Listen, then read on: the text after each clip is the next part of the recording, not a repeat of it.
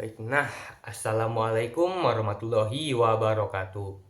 Sebelumnya saya izin untuk memperkenalkan diri dahulu. Saya Muhammad Rafli Janur Saputra dengan NIM 2511111310009 dari Fakultas Kedokteran Gigi Universitas Lambung Mangkurat angkatan 2025. Di kesempatan kali ini kita akan membahas pentingnya pendidikan bahasa Indonesia, terutama di dunia perkuliahan, terutama di bidang kita kali ini, yaitu program studi kedokteran gigi pada program sarjananya. Pasti teman-teman di sini banyak yang berpikir, seperti misalnya, kita kan dokter gigi, kita kan sudah masuk kuliah kedokteran gigi, harusnya kita fokusnya ke bidang-bidang kedokteran gigi, seperti misalnya kita misalnya pasiennya sakitnya begini di giginya, tindakannya bagaimana. Terus misalnya terjadi inflamasi atau peradangan, tindakan yang harus diambil apa, dan lain-lain. Mengapa kita masih harus belajar bahasa Indonesia? Padahal kita sendiri, itu dari SD, dari SMP, dari SMA, itu kita sudah sangat sering untuk belajar bahasa Indonesia dan sudah masuk ke mata pelajaran resminya. Kenapa di dunia perkuliahan ini kita masih bertemu dengan pendidikan bahasa Indonesia? Untuk menjawab hal tersebut, kita harus paham dulu kan tentang dokter gigi. Itu tidak hanya tentang menangani gigi pasien, tentang menangani bagaimana penyakit gigi dan mulut, tapi kita juga sebagai dokter itu perlu berkomunikasi secara efektif kepada pasien kita.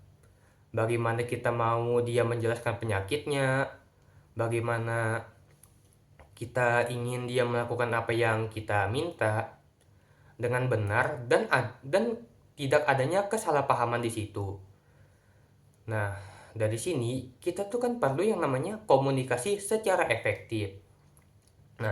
Salah satu cara untuk berkomunikasi efektif kepada pasien kita yaitu dengan menggunakan bahasa yang kita semua pasti paham. Terutama kayak misalnya nih, kita kan anggap saja orang Banjar, lahirnya di Kalimantan, besarnya di Kalimantan, mengambil studi kedokteran giginya juga di Kalimantan, bahasa sehari-harinya bahasa Banjar. Kan pas nanti sudah menjadi dokter gigi, tidak menentu juga kita bakal penugasannya di Banjar juga.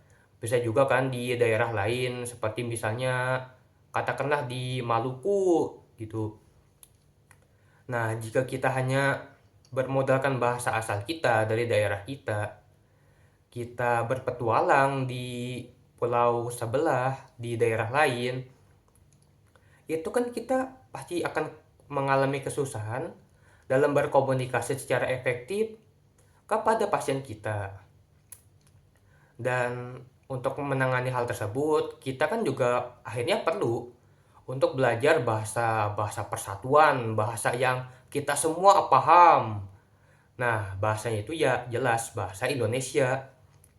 Dan di sini pun materi yang kita pelajari kan tidak mesti harus mengulang apa yang sudah kita pelajari di SD hingga SMA.